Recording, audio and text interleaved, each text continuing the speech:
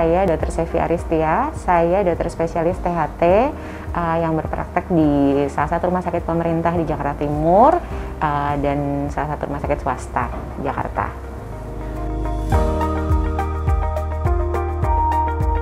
Pakai kacamata sudah sejak SMP ya.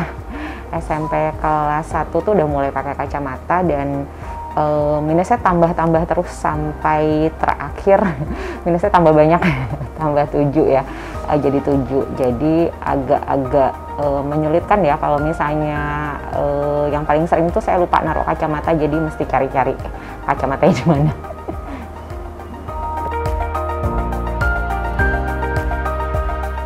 Hobinya nonton sih sebetulnya, nonton drakor.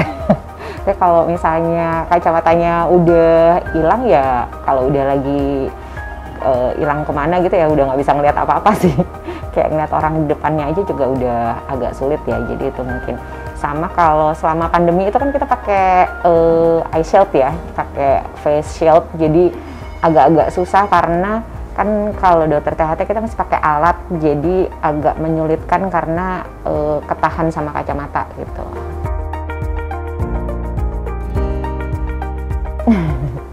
Karena minusnya udah nambah banget.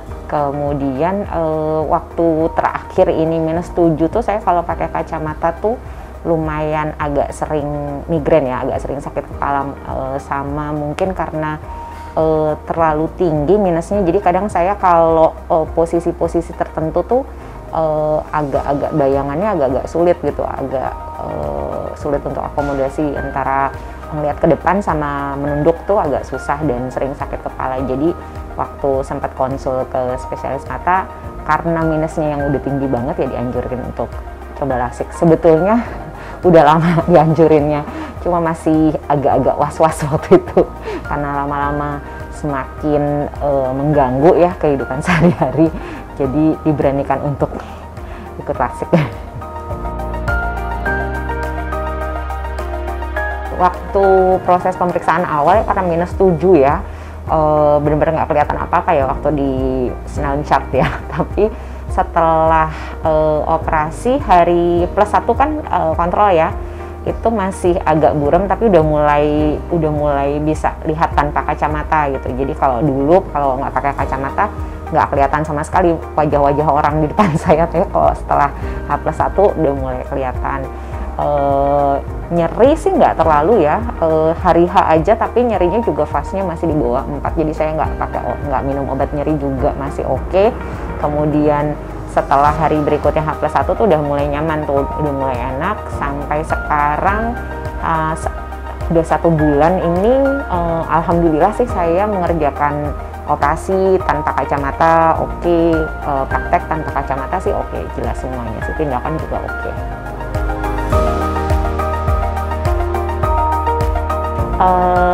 Saya ini operasinya tipe yang monovision, jadi disisakan -1 di mata kiri dan sisa -0,25 ya di mata kanan.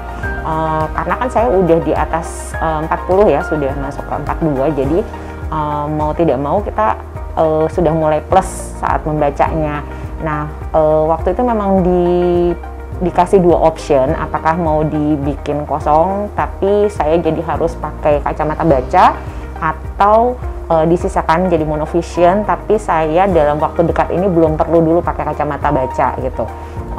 Karena saya ini adalah orangnya yang agak pelupa sama pengennya free dari kacamata untuk sementara ini ya, jadi saya memilih untuk monovision supaya baik jarak jauh maupun jarak dekat saya sementara ini bisa tanpa kacamata, meskipun nantinya kalau plusnya nambah ya tetap harus pakai kacamata baca ya.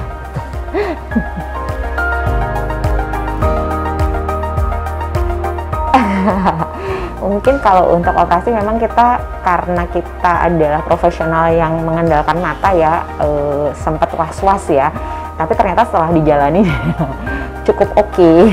Minimal sekali atau bahkan tidak ada side effect-nya ya. Untuk dry eye itu atau rasa mata kering kalau saya rasakan hanya sampai di minggu-minggu awal. Setelah 1 bulan ini rasa mata keringnya sudah jauh berkurang. Jadi kalau kita memang lebih takut ya untuk side effect nanti matanya kering atau nanti jadi nggak bisa kena sinar matahari gitu ya, mungkin bisa itu cuma seminggu 2 minggu awal ya. Setelah 1 bulan sih alhamdulillah oke nih semuanya gitu. Jadi matanya juga udah bebas kacamata.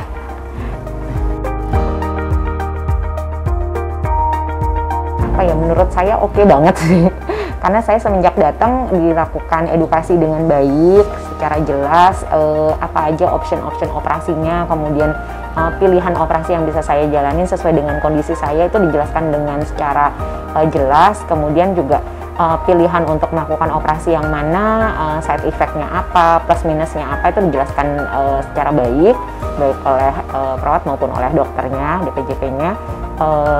Kemudian saya juga diminta awalnya sebelum saya melakukan monovision, saya beberapa kali melakukan uji coba dulu nih kalau misalnya dinolkan rasanya bagaimana, kalau dibiarkan monovision bagaimana gitu, karena khawatirnya kan kalau sudah terlanjur nanti nggak bisa dikoreksi gitu. Jadi setelah diuji coba, setelah nyoba monovision pakai dengan kacamata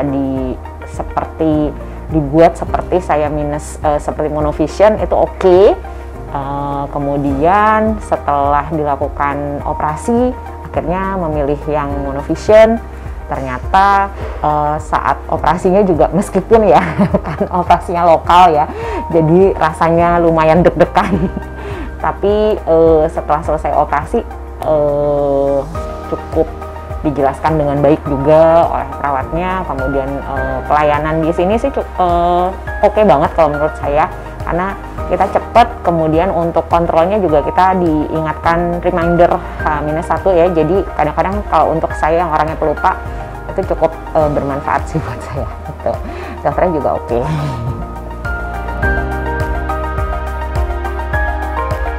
Harapannya sih tambah sukses, bisa semakin semakin banyak orang-orang yang tidak takut untuk melakukan operasi lasik gitu ya, dan dengan resiko yang minimal, kemudian dengan biaya yang lebih terjangkau gitu ya dibandingkan tempat lain mungkin ya, dan side effect yang minimal sekali atau tidak ada. Ingat lasik, ingat silk lasik.